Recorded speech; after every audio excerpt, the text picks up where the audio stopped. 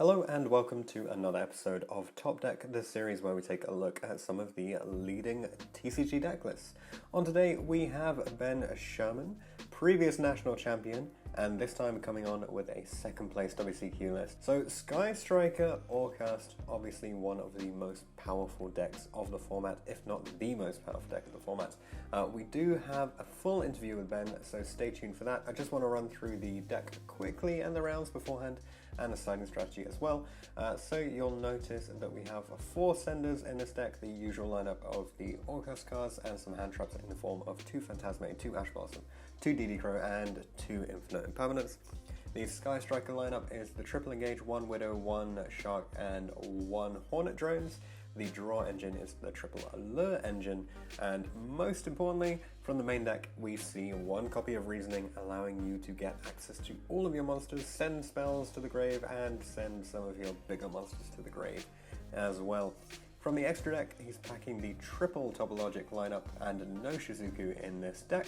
And the side deck you can see is really built for a lot of the meta with Lanciers and System Down in here, and plenty of back row removal with Pancratops and Twin Twisters. In terms of the rounds that he played, it was a 6-round event.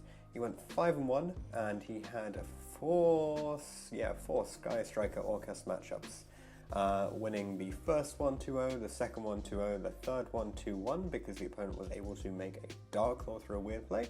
The 4th round a 2-0, the 5th round a 2-0 against Medolce, and the final round he lost 0-2 to Salamangrate. In terms of the siding strategy for the mirror, he takes out the 2 Phantasmes, 2 Allures, Upstart, and a Cosmic, puts in the double Mind Control to get max advantage out of their monsters, 3 Lancia and 1 System Down. This is assuming he's going second, of course, because first it's not going to be quite the same. As for other matchups, siding is a little bit different, and you kind of just figure out what is and isn't good in that particular matchup and just play around there. There's so much optionality in terms of what's in the main deck that you can actually take out to adjust for that. But that's it for this list. Let's bring on Ben and discuss the full insights so that we can bring you guys the full detail on how this list operates. So, coming back on the channel with a second place WCQ list. I mean, this is still relatively early in the year, right? There's plenty of time to get more WCQ talks, but you're already storming in with this one. Yeah, I'm just turning up, as it were. We did alright, actually. The entire car topped, so it was a very good event. Oh, that's really cool. Yeah, the 4 of us. Do you think it helped to have a group with you who was so, competent with the game? Definitely, because even just on the journey to the event, you can bounce ideas back and forth, and there's a lot of theory, like siding especially, that can come up. Yeah, sure. Okay, so let's take a look at the list then. I mean, sort of differentiators from the average list. I guess the lineup of the 2, 2, and 2, and 2. So the 8 hand traps divided into 2s. Why did you want the variety for this one? Yeah, so originally it was 3 Ash, 3 Crow, and I think 2 Phantasme, and then I wanted Impermanence because it can't be stopped by Cold. And I didn't really want to play 3 Ash because you can only use 1 attack, whereas 3 Crow you can get away with because you can use multiple. But I think Impermanence is the strongest hand trap at the moment, and then second is Ash, so you have to play those 2. And I just played Phantasme because it's dark, so it has it works with the lore and stuff. It gives you another body on board when you go in second to combo off with, and it helps cycle for your other hand traps. Yeah, absolutely. And an interesting one is you've opted to play all 3 of the Topologic lineup. So I guess that's even more stuff that can be triggered by your Phantasme then. Yeah, that too. I mean, I never actually triggered it with Phantasme, but it is an option to do so. But they're all really good in different situations, I feel. Yeah, sure. Okay. And you did mention the allures that you're playing. You're playing the 3 of, but you decided not to play the Into the Void. So is this because the hand trap lineup is so heavy, or is there another reason? Well, there's multiple reasons. So obviously it doesn't work with hand traps except Impermanence. I feel like you probably won't get ordered against you, but you're going to lose to order more. In fact, in one of the games in a different regional, I lost to Secret Village, which is kind of random, but it happens. And not that I don't want to have another reason to lose to even the match also. Yeah. It's a very good card. Yeah, absolutely. Okay. Sure. So rest of the main deck, I mean, I'm not sure there's masses that makes it like super unusual. It's sort of like we've come to be quite familiar with this sort of lineup, but I do really like the tech choice of reasoning in here. I don't know if we've seen it much previously. I found out about it at Milan just after I submitted my deck list, so I couldn't play for that event. But it makes a lot of sense with the deck because the correct number to call against the deck is actually 4, because you want to stop the Armageddon Knight and the Grapher because they're the 2 most powerful summons that you can get off it. And anything else that you hit, you don't really mind. If they call 4 and then Heart goes to grave, it's the same thing as normally a Math Man or something. Anything else, it just gives you a free monster. And also it helps fuel the engage, which can be quite funny sometimes. Sure. One thing I do, I mean, I'm sure there'll be people watching this who'll be a bit paranoid about it, is when you play the reasoning, do you ever fear like milling the crescendo or the Babel, or do you think it's never a problem? Not really. If you mill Babel, you can always add it back the turn later, or even if you use Barricade Borg, add it back in the end phase. And if you mill Crescendo, then you can use that to add an Orcust if you need it. Yeah. So it's never really too much of a problem. Okay. Yeah, sure. Any other thoughts you have on the main deck for this one? I've since changed the main deck slightly. I've decided to drop the 2 Phantasmi and play 40. But other than that, I think it's a very, very solid. I'm not really too sure what you can change. I'm really happy that I'm playing a lot of 2 obs in the deck rather than 3 obs. Yeah. It just gives the deck a lot more variety. And I was considering Skullmeister as an option as well to replace the Phantasmes, but again, it's something I'm not too sure about because it's excellent in the mirror, but it's not as strong as Phantasme in some of the other matchups, like against Salad and things. Yeah, absolutely. And you can't expect to be facing mirror matches the majority of the day. I can, apparently. But, well, yeah, you can. How many mirror matches do you have? 1, 2, 3, 4. Yeah, it was rounds 1 to 4 all mirror matches. Wow, 2/3 of your matches. Yeah, but I don't really mind playing mirror match though. Well, I can tell from your score lineup that you don't really mind. Yeah, the one game I dropped to a mirror match all day was because he goes first, he makes the IP play, that's fine, you expect it. I Widow Anchor is his IP in the standby phase, and then he has another monster and he mass changes it into a Dark Law, so I'm like, okay. So I'm like, alright, that's fine. So I set a, I don't set a normal Heart Horror to make sure I can kill the IP for next turn. And then I've got a Lancier in hand. During his turn, I'll Lancier him so that my Heart will definitely go to the grave. So that I can make a play next turn. So next turn, banish the Heart, get a monster, summon the Greffer that was in hand, which is useless. Link into a Galatea, put something back to get a return, set it. Make Dingursu effect, he changes Nightmare, boosting something else. He has I think a Galatea as well. Boost the Galatea, so I send his Babel attack over his Dark Claw. Main phase to return the Dingursu away to try and draw it into anything, and I draw a Nightmare and a Skeleton, so kind of just packed up at that one. Yeah. But it was the only play available. Yeah, well, I mean, if that's the way it goes, then you just accept it, right? Yeah, and then I open IP game, play game 3, and it was very strong. That's enough. Yeah. Yeah, I think it's radically changed how like potent that end board is, I think. That's another reason I prefer the hand traps, because if you play Into the Void, then they know exactly how many things they need to play around. Yeah. Whereas with hand traps, you can make that board. About it. Yeah, it's a relatively simple board to make it. You can do it with 1 card. Yeah. And then you might have like 1 or 2 set, and then you've got more cards in hand. And it also means that if you draw the Babel or the Crescendo, the Babel in a situation, and you get Orchestrated Return, you can then play it and then not worry about discarding cards. Yeah, absolutely. That's nice.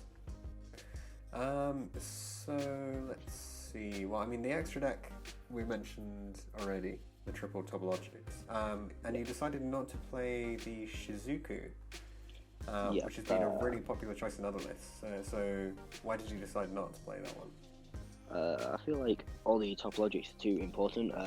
I've recently tried Shizuku. I'm in between taking out either Zero Boros or Trisbana for it, but I'm still unsure on that one because obviously one takes more summon than the other, but one's more powerful, and one can OTK, one can burn. It's really weird. Yeah, that's fair enough. And there's nothing else you'd consider cutting, I take it then? No, everything else is necessary. So I was thinking Boral Sword, because I never actually used it that often. I think I might have summoned it once over the entire event. But yeah. I recently worked out another way to OTK. So if you open an Engage / Hornet Drones and a Armageddon Knight / Mathman / Dark Grapple with a discard, you can OTK through 2 monsters as long as one is an attack and has 800 or more attack. Wow.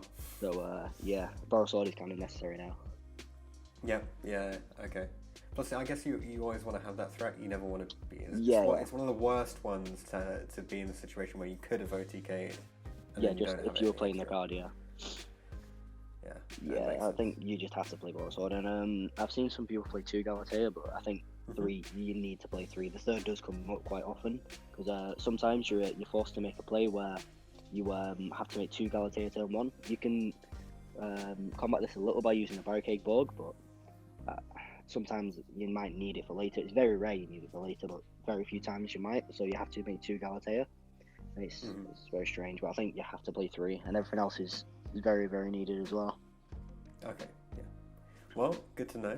Get the necessities in there, and get some potentially extra testing will lead to you deciding the best 2 topologics to choose. We've seen a lot of variety in what people are choosing otherwise. Yeah, I think Bomber is staple. It's by far the best one, because if you make it with the standard play, then you can nuke the board 3 times. And against every deck, that's detrimental. So against a hero deck, you never let them make a link play. Every time they get 2 monsters, you just blow up. Against a very match, same thing, 2 monsters blow up. Salad, 2 monsters blow up. But Zero Boris can also come up and just bane it a little bit in the same factor in Salad, because you can, if they in a situation where they have a Foxy in the grave, you can then remove all these spells and traps on field, so they can't actually use it. Yeah. So it can do the same. But I really like Zero Boris, because if he goes off and you don't die that turn, it's a bigger threat than Boral Sword in some cases, just because of how big it is. Yeah. So, and you're just taking away so much. Yeah, it's just a bit of a dilemma, really, if you have to drop one. Yeah. Shizuku. Roll some dice. Yeah. get some random versions of it and then try them out, I guess. I don't know. Yeah. Let's take a look at the side deck then. So I guess Pancratops is one that we haven't been seeing super popular. It comes in every now and again in a different deck list. Yep. Did you want this because of what you know the UK scene is like, or did you feel like it had a lot of power on its own? A little bit, and it's also just fairly strong in its own right. It outs Floodgates on its own. I'm trying to think of a Floodgate that's popular at the moment that it can't stop. There can be only one. That can't stop. Okay. Yeah. Inspector. Oh no, it kills Inspector, but it just attacks over it. Does Monarch's Erupt stop No. activations? It just negates effects, right? Yeah. So against any main Floodgate, you're most likely to see it can stop. It does get hit by Call By, but it just seemed like a really good option at the time.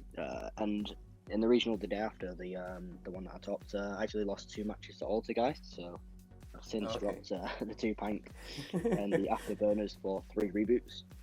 Fair enough. Yeah, well, okay. Even though Pancratops is pretty good in that matchup, I still think just the reboot is a bit more powerful, because you can reboot a Mentra's Bana or Zero Boris. Exactly.